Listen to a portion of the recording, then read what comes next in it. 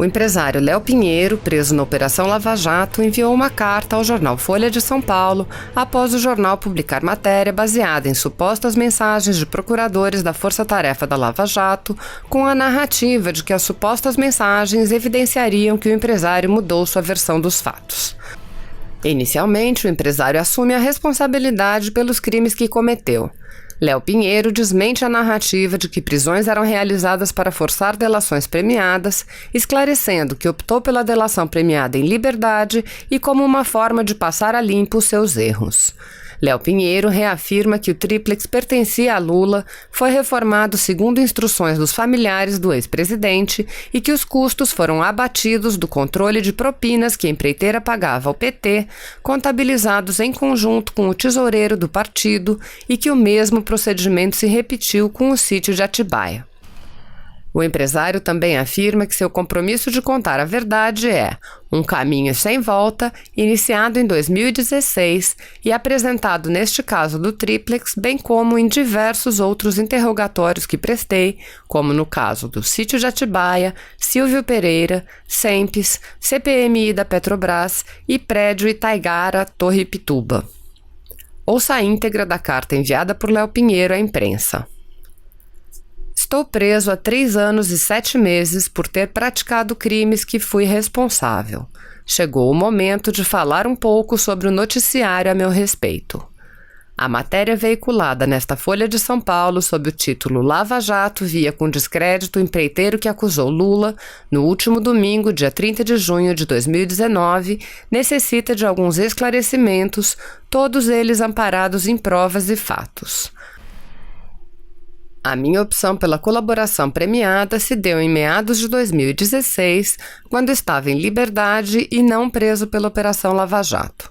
Assim, não optei pela delação por pressão das autoridades, mas sim como uma forma de passar a limpo erros que cometi ao longo da minha vida. Também afirmo categoricamente que nunca mudei ou criei versão e nunca fui ameaçado ou pressionado pela Polícia Federal ou Ministério Público Federal. A primeira vez que fui ouvido por uma autoridade sobre o caso denominado como tríplex foi no dia 20 de abril de 2017, perante o juiz federal Sérgio Moro, durante meu interrogatório prestado na ação penal referente ao tema. Na oportunidade, esclareci que o apartamento nunca tinha sido colocado à venda porque o ex-presidente Lula era seu real proprietário e as reformas executadas foram realizadas seguindo suas orientações e de seus familiares.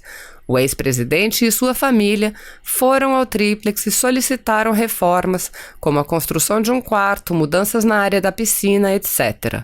Tudo devidamente testemunhado por funcionários da empresa que acompanharam a visita e prestaram testemunho sobre isso. Afirmei ainda que os valores gastos pela OAS foram devidamente contabilizados e descontados da propina devida pela empresa ao Partido dos Trabalhadores em obras da Petrobras, tudo com a anuência do seu maior líder partidário.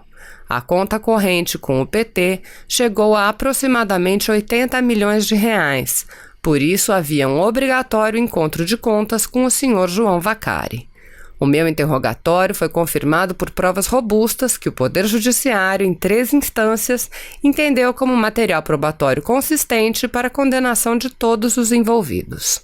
O material que comprova a minha fala está no processo do tríplex e foi todo apreendido pela Operação Lava Jato na minha residência, na sede da empresa OAS, na residência do ex-presidente Lula, na sede do Instituto Lula e na sede do Bancop, o que quer dizer que não há como eu, Léo Pinheiro, ter apresentado versões distintas, já que o material probatório é bem anterior à decretação da minha prisão em novembro de 2014.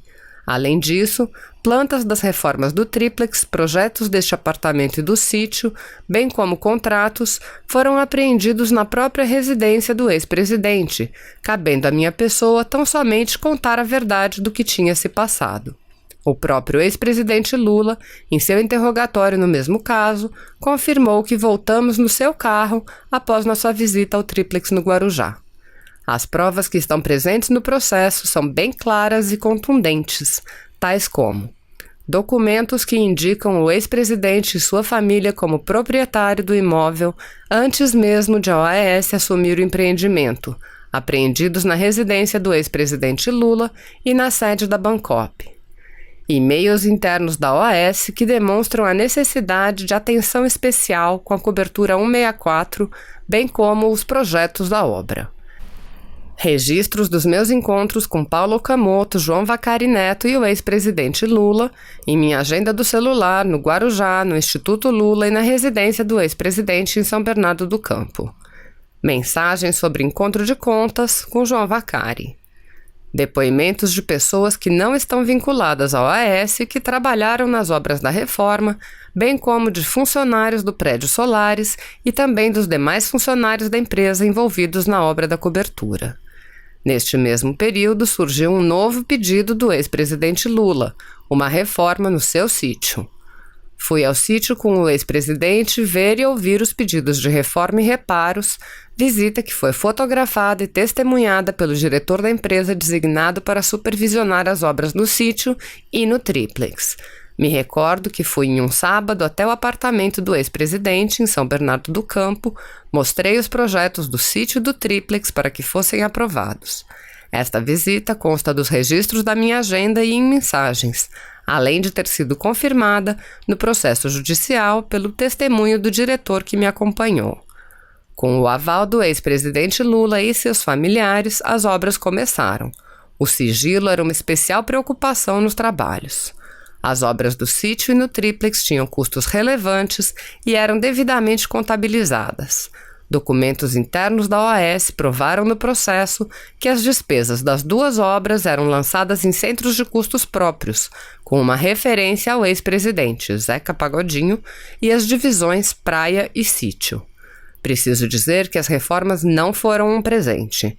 Os empreendimentos da Bancop assumidos pela OAS apresentavam grandes passivos ocultos, com impostos e encargos que não deveriam ser assumidos pela OAS. Em paralelo, João Vacari cobrava propina de cada contrato entre OAS e Petrobras. Combinei com Vacari que todos os gastos do triplex e sítio seriam descontados da propina. Repito, esse encontro de contas está provado por uma mensagem minha trocada na época dos fatos, devidamente juntada no processo e ainda pelo depoimento do diretor da empresa.